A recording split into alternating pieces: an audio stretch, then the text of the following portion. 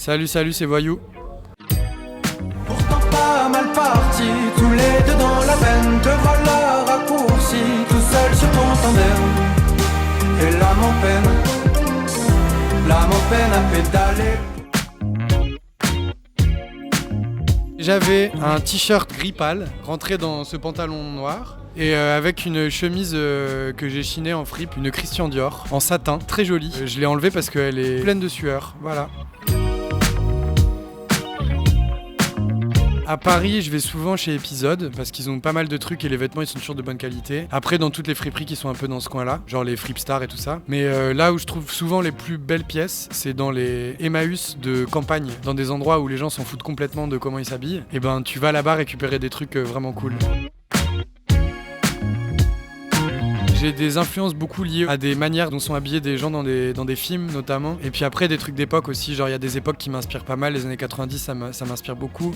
Tu vois là j'ai un peu une chemise de papa des années 90 par exemple. Le bon papa qui a ça rentré dans un 501 tout brut là. En plus de ça il y a un gros truc en ce moment, notamment dans les séries et dans quelques films aussi, d'aller tu sais genre ancrer ça dans une époque de vestimentairement parlant. Et ça a été vachement les années 80, beaucoup les années 90 et ça m'a donné pas mal d'idées. Il y a parfois des artistes aussi, j'aime bien comment ils s'habillent, ça me donne des idées. J'ai un manteau que je porte d'ailleurs dans le clip de Seul sur ton tandem, qui est un truc que j'avais réussi à me faire offrir dans une braderie. Et j'avais réussi à négocier le manteau au point qu'on me l'a donné. Donc j'étais très fier de ça. Et en plus je l'aime beaucoup. Je sais pas trop d'où il vient, je connaissais pas la marque ni rien, mais il était quasiment neuf et hyper beau et du coup je le traîne partout.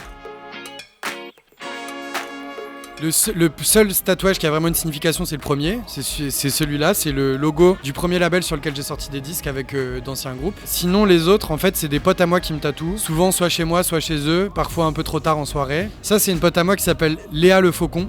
C'est super ce qu'elle fait, elle m'a fait celui-là. Elle m'a fait un de ses tout premiers tatouages, qui est un petit château là derrière. J'ai que des potes qui me tatouent. Et si tu veux une petite histoire, celui-là, là, je me suis réveillé le matin avec un cellophane au bout du bras. Et je me rappelais pas que je m'étais fait tatouer. Et j'ai découvert ce petit pot de fleurs au petit matin, j'étais très heureux. Un bon fashion faux pas pour moi, c'est genre un mec qui va porter un pantalon chino. Tu vois, un pantalon chino d'une couleur vraiment pas terrible, genre un saumon ou un truc comme ça. Avec un t-shirt col V blanc, très fin, tu sais, genre truc synthétique un peu dégueu. Et par-dessus, une chemise satinée avec des boutons carrés et tu sais les très très gros cols là, avec des chaussettes d'une couleur complètement différente de tout le reste de la tenue. Ça c'est un des plus gros faux pas.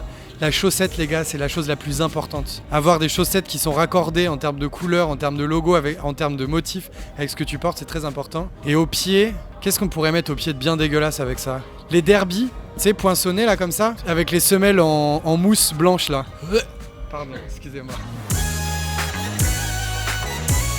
Pour ma barbe, j'ai ma petite tondeuse, je me fais ma petite moustache et ma petite barbe. Et pour les cheveux, j'ai la meilleure adresse du monde et la meilleure coiffeuse du monde. C'est un salon de coiffure qui s'appelle Amour Cheveux Club, à Paris, près de République. C'est une amie à moi que j'aime beaucoup et qui coiffe beaucoup de gens qui ont des très belles coiffures et que vous pouvez voir des fois à la télévision, dans des films, tout ça. Et elle est très gentille, elle a un salon qui est hyper beau. Et à chaque fois que j'y vais, le seul problème, c'est qu'elle est obligée de me prendre en fin de journée parce que sinon, elle est obligée d'annuler tous ses rendez-vous derrière. Et après, la vraie routine, c'est que quand elle a fini de me couper les cheveux, on boit un coup de vin et on joue au Jenga.